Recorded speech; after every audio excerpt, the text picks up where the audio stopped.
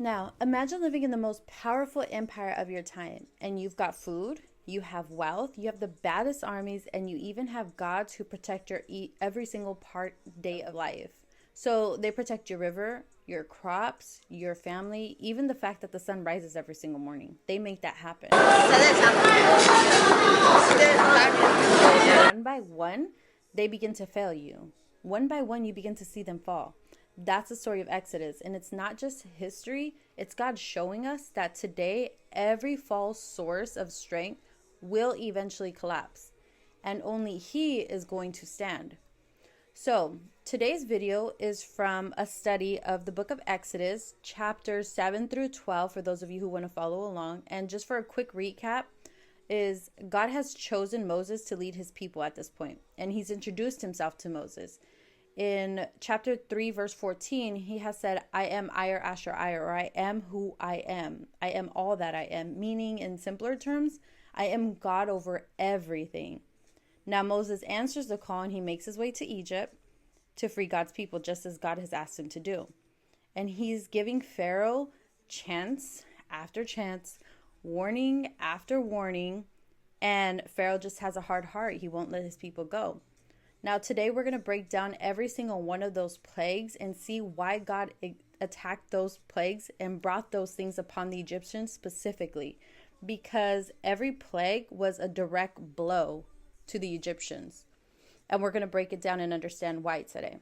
Now, remember that God has revealed himself to Moses as God over everything, and we're about to see why.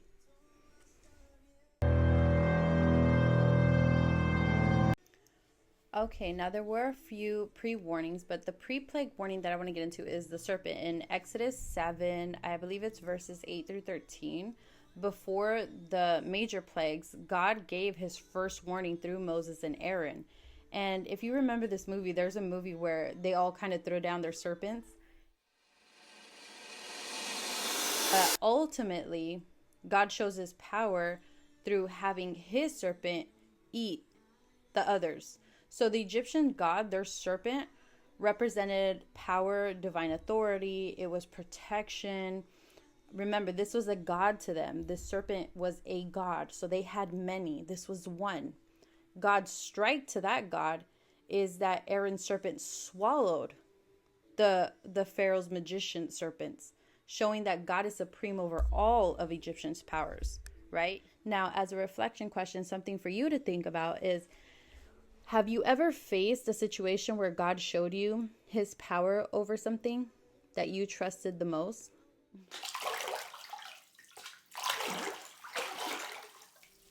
Now, let's get into these plagues. First was the Nile to blood, or also known as the plague of blood.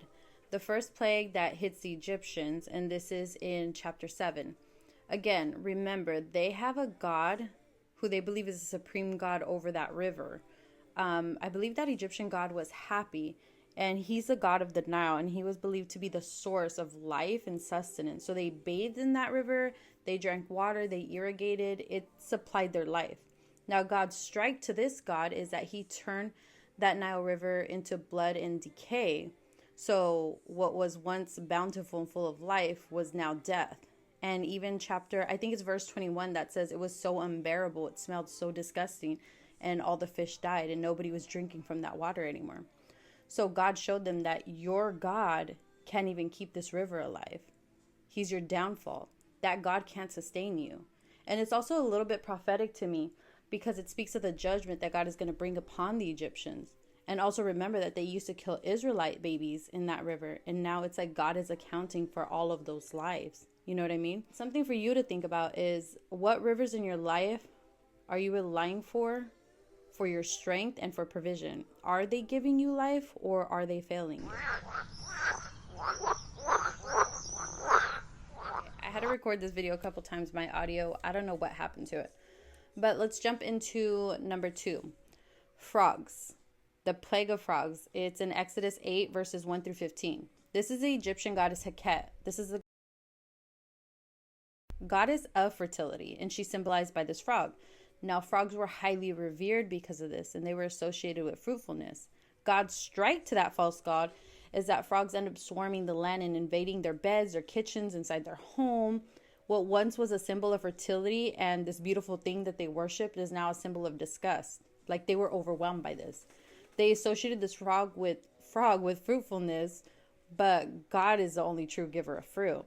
So the Egyptians, if you remember, they prevented his people from increasing, and they were drowning the babies in that Nile River. And now verse 3 of chapter 8 tells us that the frogs are coming out of that very water. This is interesting.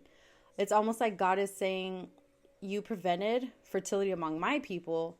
Here's your little fertility, God, right? They're disgusted by it. They're overwhelmed by it. It's plaguing them. The message here is that the fertility they worship for life became a plague.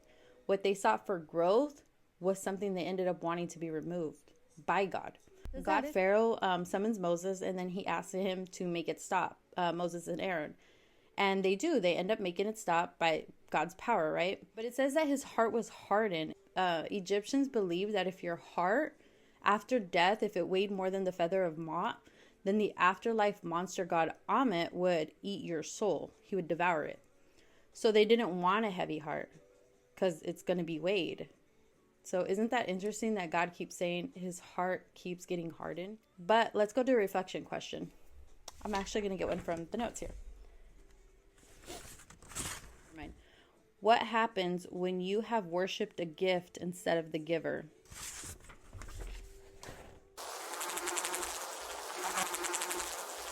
I have been having mic issues and all kinds of crazy stuff. But anyways, let's jump into plague number 3, which is the gnats or the lice.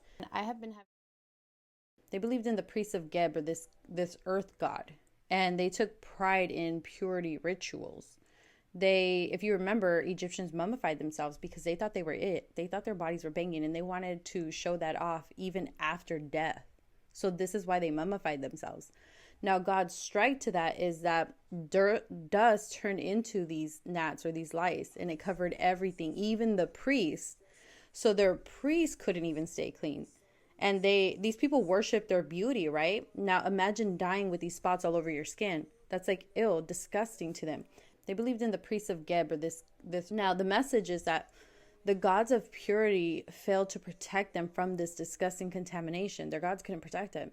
The magicians couldn't even replicate what like they had in the past with the snakes. For example, they couldn't even replicate the tiniest little creature that was biting them. They couldn't make this tiniest, smallest creature on earth, like the size of sand, stop.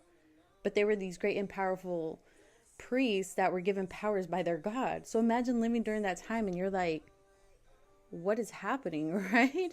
And in history, you can actually read about this. Egyptians mummified themselves, and some of these mummifications, they actually have evidence of lice. And the Bible actually tells us, it doesn't ever say that God took the lice away. People had been mummified and they died with these lice. God didn't ever take these gnats away from them. Now, for a question for you, are you allowing God to purify you, or are you trying to cleanse yourself in your own power?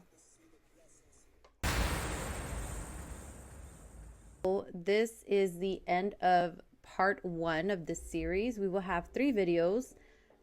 This week, I want to challenge you to think about something that you've identified, that you are allowing this to give you life. You're finding fruitfulness from it, or purity from it, and you're treating it like the source apart from God. Now, let me see. I wrote this down. Write it down, pray about it, surrender to God, and let God know you alone are my source, right? Above all things, I am who I am. Exodus 3:14. Don't let that leave you this week. Something I want you to say this week when you find yourself going through some hard Exodus times. My God is the only source of life. Every false river will run dry. Every false god will fall. But the great I